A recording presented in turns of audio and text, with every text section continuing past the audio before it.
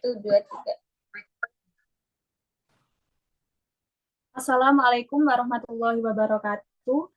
Sebelumnya perkenalkan nama saya Astriani Rismawati. Di sini saya sebagai moderator dari kelompok 3 mata kuliah epistemologi doa. Di sini saya akan memperkenalkan rekan-rekan saya. Yang pertama yaitu Najwa Natalia Narada, lalu Kartika Desmiani, Siska Luciana, Uswatun Hasanah, dan Adik Sriwahini. Langsung saja, di sini kami akan memaparkan hasil penelitian kami yang berjudul Dakwah dan Komunikasi di Era Society 5.0 menjadi Aspek Nilai Kehidupan. Untuk selanjutnya, pemaparan akan dijelaskan oleh Najwa Natalia Narada. Di era modern ini, persoalan manusia semakin sulit dan rumit, terutama menyangkut kondisi psikologis yang hingga kini belum terselesaikan.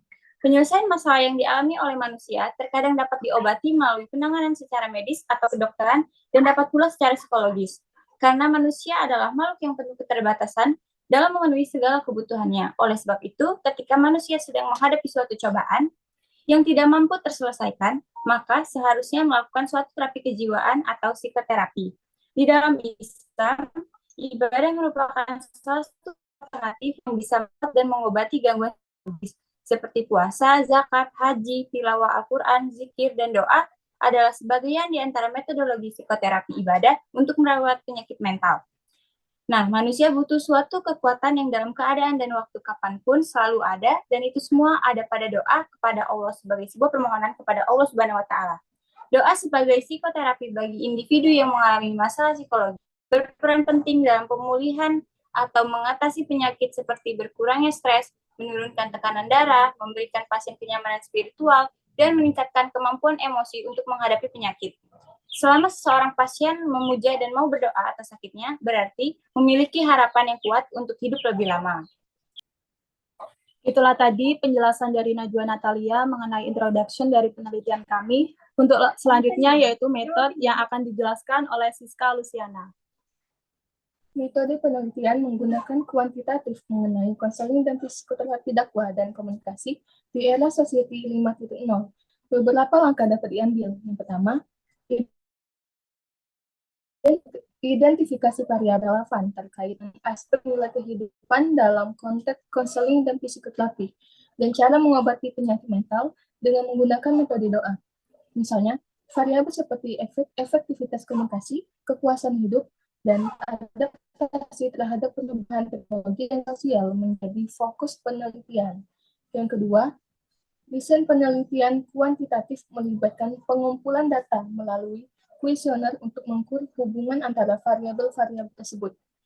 Dalam konteks ini, penelitian kuantitatif memberikan pemahaman yang lebih mendalam mengenai dampak era Society 5.0 terhadap konseling dan psikoterapi dakwah dengan cara mengobati penyakit mental dengan menggunakan metode doa, serta komunikasi, sehingga dapat memberikan kontribusi nyata terhadap pengembangan layanan konseling dan adaptif responsif terhadap perubahan zaman.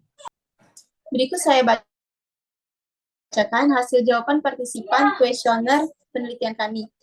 Pada soal nomor 1, sebanyak 55% partisipan menjawab opsi B, yaitu mengurangi beban psikologis. Soal yang kedua, sebanyak 56,1% opsi A, yaitu meningkatkan kesejahteraan mental. Yang ketiga, sebanyak 61% partisipan menjawab opsi B, yaitu menyebabkan penurunan kesejahteraan mental dan fisik. Nomor 4, partisipan menjawab opsi B, yaitu 29,3%. Dan pada soal nomor 5, partisipan banyak memilih opsi C, yaitu 55%. Pada soal nomor 7, diagramnya partisipan banyak memilih opsi A, yaitu sebanyak 61%. Dan pada soal nomor 8, 72,72% partisipan memilih opsi B, yaitu memilih risiko perkembangan penyakit mental dari kurangnya dukungan sosial.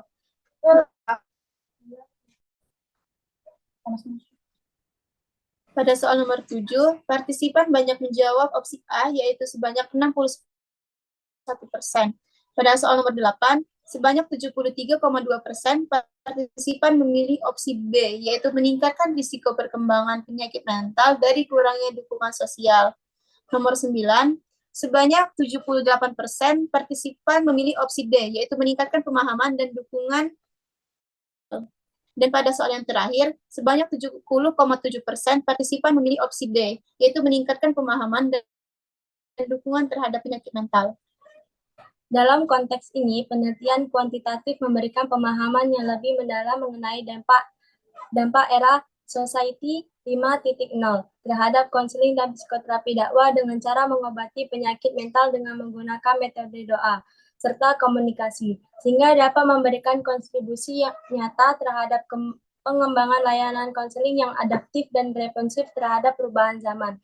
Dengan demikian, penelitian kuantitatif mengenai konseling dan psikoterapi dakwah dan komunikasi di era Society 5.0 menjadi aspek nilai kehidupan dapat memberikan pemahaman yang lebih mendalam mengenai dampak era Society 5.0 terhadap konseling dan psikoterapi dakwah serta komunikasi, sehingga dapat memberikan kontribusi nyata terhadap konseling yang adaptif dan responsif terhadap penelitian ini.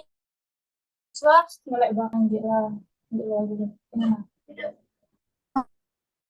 Penelitian ini menfokus pada mahasiswi dengan rentang usia 17 sampai 22 tahun, mengingat rentang usia ini dianggap rentan terhadap dampak penyakit mental di era 5.0. Pengambilan partisipan dilakukan di Universitas Islam Negeri Raden Fatah Palembang, dipilih berdasarkan pertimbangan aksesibilitas dan efisien untuk memastikan representasi yang baik. Metode pengumpulan data dilakukan melalui kuesioner yang disusun dengan pertimbangan yang matang. Kuesioner ini dirancang untuk memberikan kebebasan kepada partisipan dalam merespon tanpa adanya paksaan, sesuai dengan pendekatan yang dijelaskan oleh Harlina dan Vivi 2019. Proses ini diharapkan dapat menghasilkan data yang akurat dan relevan terhadap dampak.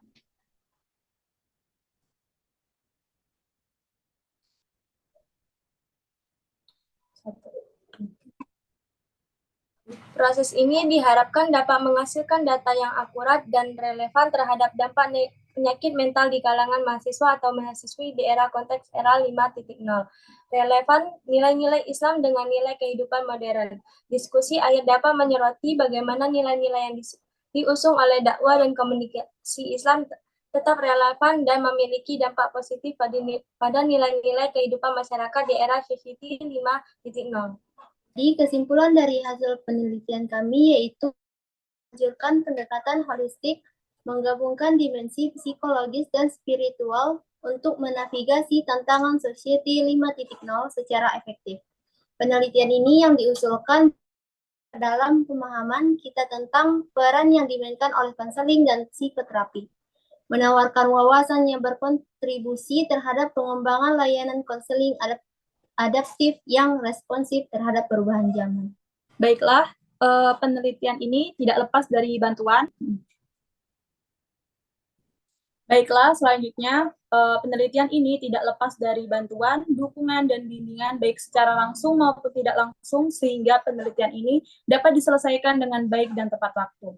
Oleh karena itu, peneliti menyampaikan ucapan terima kasih kepada Bapak Iredo Panireza, SPSI, MASI, yang telah memberikan arahan, bimbingan, saran, dan juga waktu kepada peneliti selama penelitian dilakukan. Peneliti juga menyampaikan ucapan terima kasih kepada teman-teman yang telah berkontribusi dalam penelitian ini. Ucapan terima kasih juga kami sampaikan kepada teman-teman responden yang telah bersedia menjawab kuesioner yang telah kami berikan, serta seluruh pihak yang telah mendukung dan ikut berkontribusi membantu penelitian sehingga penelitian ini bisa diselesaikan. Ya, itulah tadi pemaparan penelitian kami. Apabila ada salah dari tutur kata, kami mohon maaf. Sekian dari kami. Wassalamualaikum warahmatullahi wabarakatuh.